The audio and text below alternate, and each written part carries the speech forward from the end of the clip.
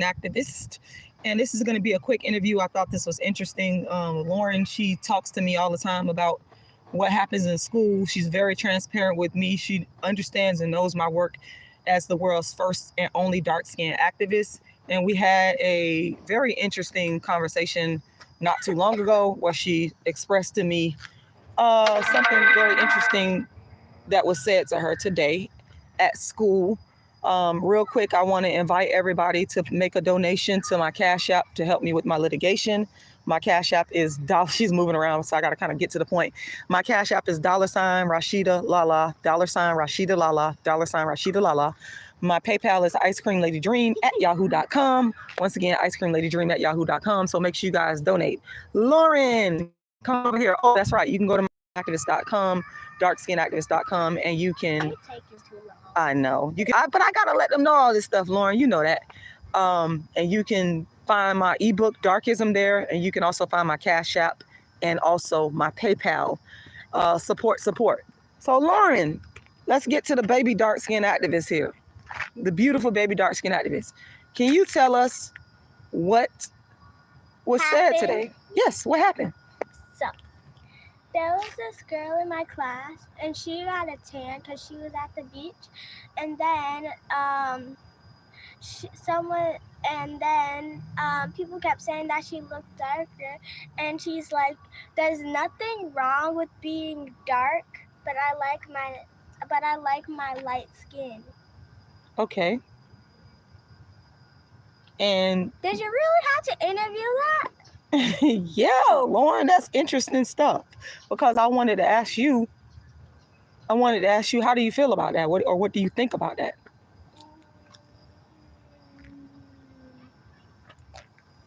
No comment.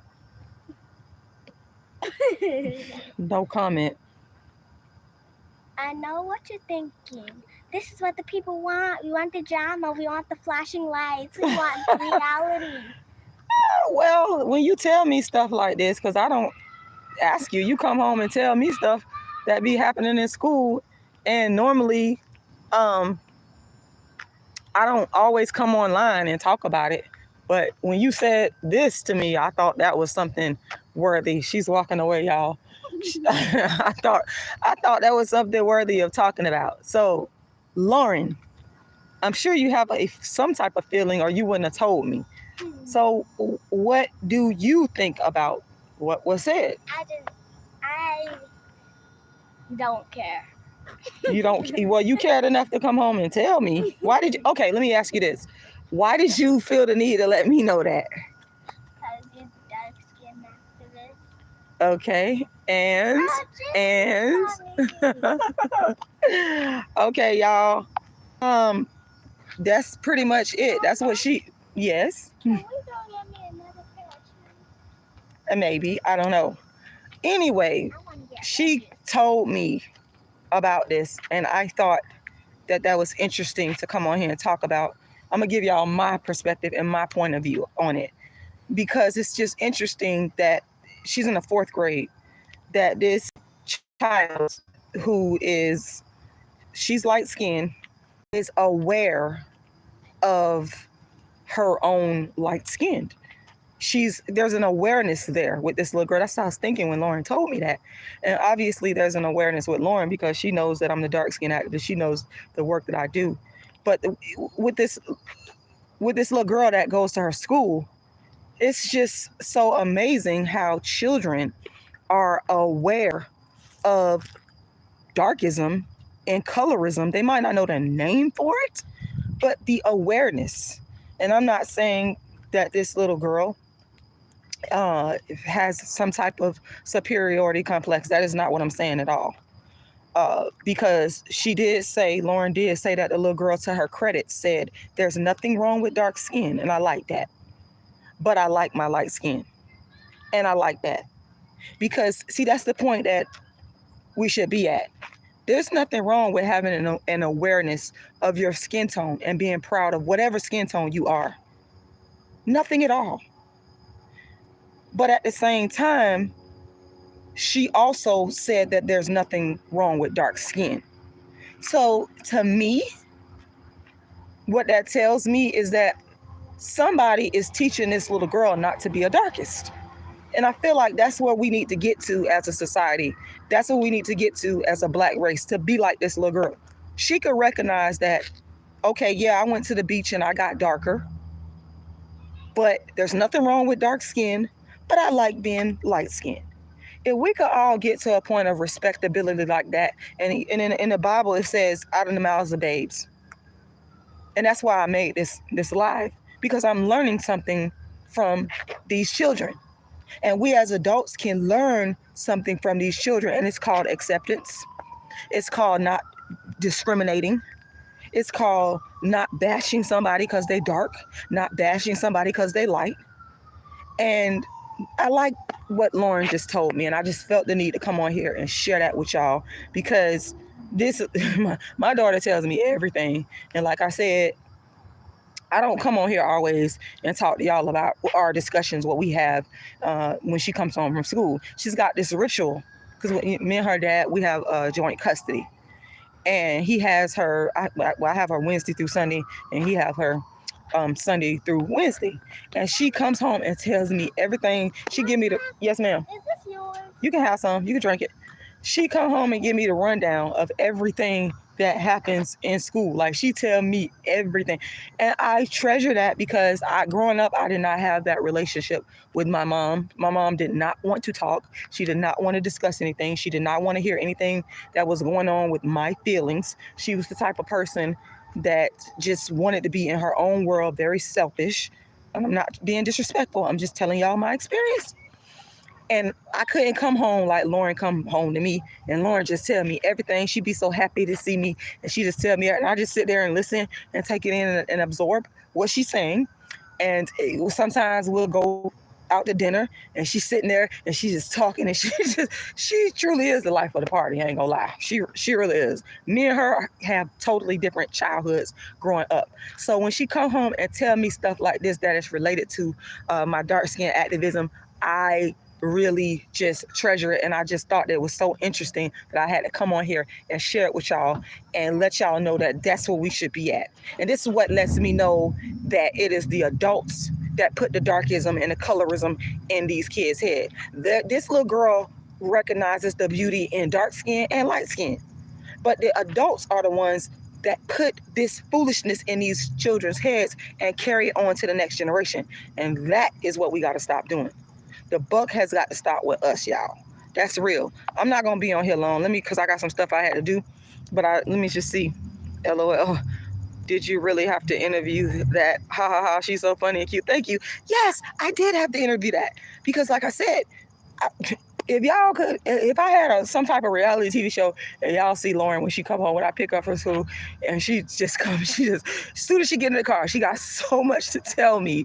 This happened. It's like hilarious the way this child just sits here and tells me, and our interaction is just so funny on a day-to-day basis when she goes. So, but this had to do with darkism, and I just thought it was so amazing. And I had to come on here and share it with you guys. Yes. A day in the life of the dark skin activist and a little baby dark skin activist. And I like that dark skin activism is on her mind. That's another thing that I love about her. She respects her mother's work and legacy and understands what I am doing. Y'all think these children are stupid. They're not stupid. They know what's going on.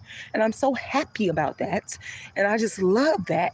And the next time I do A Dark Skinned Woman's Revenge, which is my play that I wrote back in 2006. Yes, I've been a dark skin activist. Everybody's stealing from me. All y'all stealing from me. Y'all know I say this every video, and I'm going to keep saying it. I started dark skin activism in 1998, built it up, writing my plays, my books. I'm the first person to do work of this kind, brought it to the internet, and y'all started stealing after I went viral in 2015 for calling out Kendrick Lamar's darkism. And Charlamagne the Breakfast Club made me donkey of the day, and that's when all y'all got wind that talking about colorism was something to talk about. But I've been a dark skin activist. So the play that I wrote back in 2006 is called A Dark Skinned Woman's Revenge, and I've been producing my play for years. And back in 2020, I had the opportunity as the playwright, that's why I love the creative freedom, to put Lauren in my play, and I created a role for her as one of the daughters of one of the characters in my play, and I thought she did a phenomenal job. And then next time I produce A Dark-Skinned Woman's Revenge, I'm going to cast her again in that role. And y'all please know that I am definitely going to produce the play live stream pay-per-view. Okay, since 2018, I have been doing live stream pay-per-view. So you could come in person in whatever city I'm in, or you can watch my play, A Dark-Skinned Woman's Revenge, from the comfort of your own home. So make sure y'all follow me on all my social media platforms. My website is darkskinactivist.com, darkskinactivist.com, because I'm gonna be letting y'all know when I'm gonna do another show. I never know when I'm gonna produce another show. Right now, I'm caught up in litigation. I got to go to court. The court date as of right now is March 17th.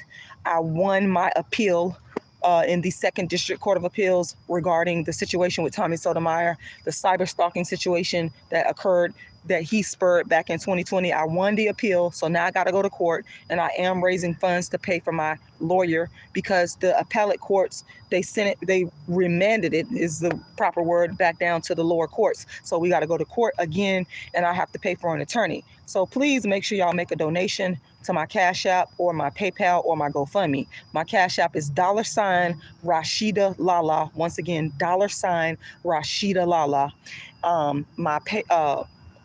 My PayPal is icecreamladydream@yahoo.com, icecreamladydream@yahoo.com.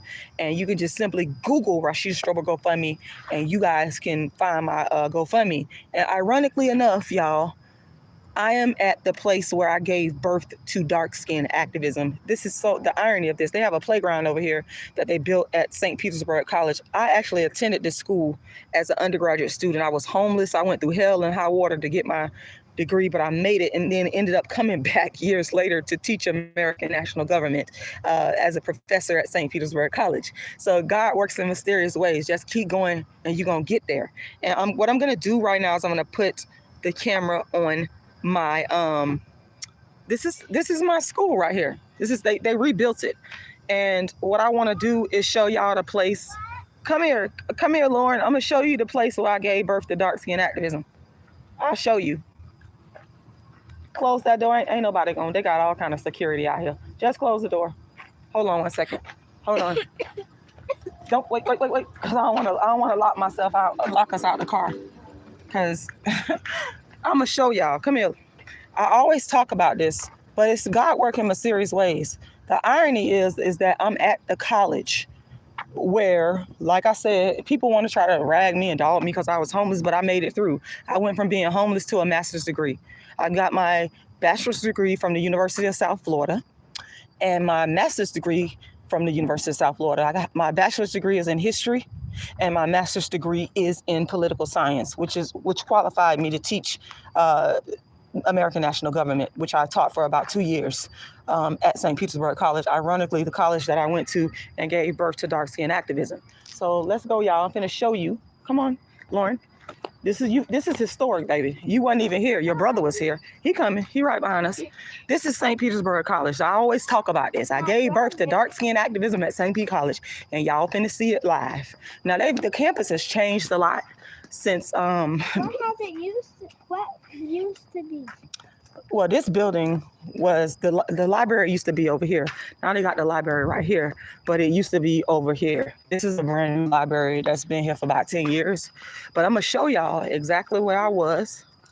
Oh, can I go to this college, or is it? If you want to, no, this is a good school. Is it expensive? That's a good question. Food service. Do you still have to pay for food? Yeah, some people do. They tore down the old library. The old library used to be where that building is right there. But I'm gonna show you the spot where I gave a speech during Black History Month, aka Harambe, African American History Month. And he coming. He's around there. Don't worry, he fine. Come on. This building right here has always been here, but a lot has changed. Yeah, someone St. Petersburg College's campus right now. This is it. This used to be where the old library was. Now they switched it to over here. But So this is where. at the cafeteria? No. Wait, I take that back. No, the cafeteria is right there. See, I haven't been out here. Service, but then what's that? I don't know. I haven't been out here for so long, Lauren. These buildings right here, they've been here for forever. This is a very nice campus. I had some good old days at St. Pete College. But I'm going to show y'all the exact spot because we were outside. And I talked about dark skin. I said, you know what? I'm going to address this. This was in 1998. This campus right here is where I gave birth to dark skin activism. It was during African American History Month, Harambe celebration. Dr. Joseph Smith, shout out to Dr. Joseph Smith. He was a black man that was so pro-black and so wonderful. And he encouraged me so much. I'll never forget him. He encouraged me to finish. And it was just wonderful, y'all. I will never forget that. I will never forget it. But this is the campus. I wish it was a little bit more well lit. Or if I would have thought of this earlier, I would have, when it was daylight, I would have showed you guys. I think this building is new, but that's where the library used to be at. And the financial aid office was over here. I spent a lot of days in the financial aid office, a whole bunch of days. Shout out to my dad, Samuel Exney, he rest in peace. He was responsible for filling out the financial aid application. My mama wouldn't do it. She didn't have time. She didn't want to be bothered. But my dad, who is like 30 years older than my mom, he was old at the time, you know, halfway blind. But my dad would get up with me and go down to the Social Security Administration, get a printout of his income, because, you know, you had to show the income because I was under the age of 24, still considered a dependent of my parents. And he would go and he helped me to do what I needed to do to get my degree. I love my dad so much, my beautiful, wonderful, dark-skinned dad. He made it happen. But it was right here. This area right here is where we was. And there was a stage that was there. And there was a $200 and something prize. And I won it. And I picked it up at the bookstore. This is all on record. I mean, I'm pretty sure they have the records because of the monetary prize that was there. So, but this is the campus. This is St. Petersburg College. When I talk about I gave birth to dark skin activism in 1998, this is where I'm talking about, right here. This is the spot. And I'm glad God meant for me to be out here at this time, because I was getting ready to go somewhere else up the street from here. And the park is right there. And Lauren wanted to come out here and play at the park. And then she started telling me about what happened at school today with the little girl saying that, you know, everybody say, oh, you done got darker. And so now, you know, God works in mysterious ways. But this is the area right here where I gave birth to dark skin activism in St. Petersburg, Florida at St. Pete College, the first movement in history. And y'all that's stealing from me online, you will never be able to take away from my history. You can steal from me. You can copy my idea. I got one faceless female on here that's stealing and copying. Light-skinned females, y'all copying, but you will never have this history. This is the real, true history of it. I could come onto this campus and I could document the history of it. I can go to my aunt who was here that day with me, her and my son, and document it.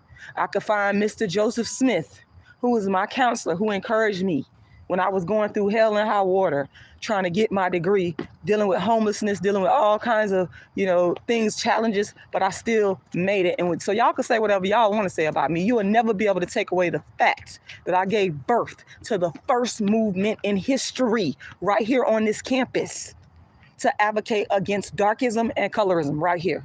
You're seeing it live and direct. Yes. That's the logo right there. This is a new building right here. Joseph H. Lang. I don't know who that is, but this building right here is new.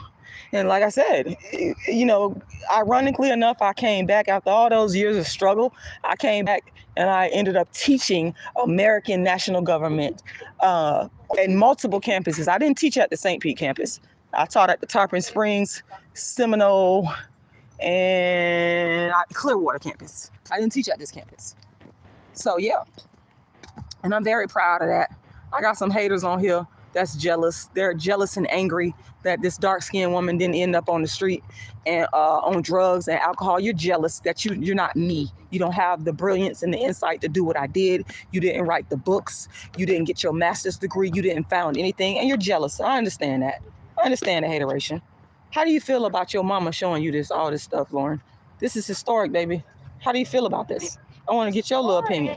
Yeah, that means this is historical. It means it's stepped in time. Historic means I'm not dumb. I know you're not. That's why I'm asking you for your opinion. How do you feel about all of this? It will be remembered throughout history if you make it any bigger. Okay, Lauren. She's so little right now. She's so little and cute. But as she grows, she will understand the importance of this. And this is the spot right here. There was a big old crowd. And ironically enough, the dudes in the crowd was mad. The same hateration I get online when I call out y'all darkism. They was looking at me like, what? She got the audacity. So all that hate that y'all give me now online, I was getting that back in 98 before social media was even invented. So I'm used to it. I'm built for this. No other female on YouTube talking about dark skin and colorism can say that because y'all all stole from me. You don't have the history. You might have the views, you might have the audience, but you don't have the authenticity and you'll never have it. You can never get online and show this, what I'm showing, and say you built a platform from scratch. You can't. And if you do it, you're lying. You're plagiarizing my whole life story again. That's what people do. They're angry and they're jealous.